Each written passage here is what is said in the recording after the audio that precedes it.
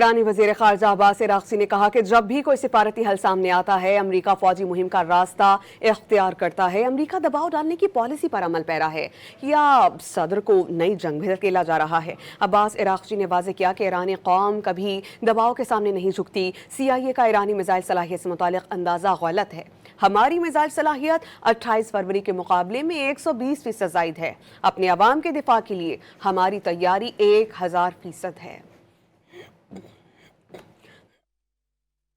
ईरानी वज़ीर ख़ारजा अब्बास इराक़ची ने कहा कि जब भी कोई सिफारती हल सामने आता है, अमरीका फ़ौजी मुहिम का रास्ता इख्तियार करता है। अमरीका दबाव डालने की पॉलिसी पर अमल पैरा है या सदर को नई जंग में धकेला जा रहा है। अब्बास इराक़ची ने वाज़ेह किया कि ईरानी कौम कभी दबाव के सामने नहीं झुकती। CIA का ईरानी मिसाइल सलाहियत से मुतालिक अंदाज़ा गलत है।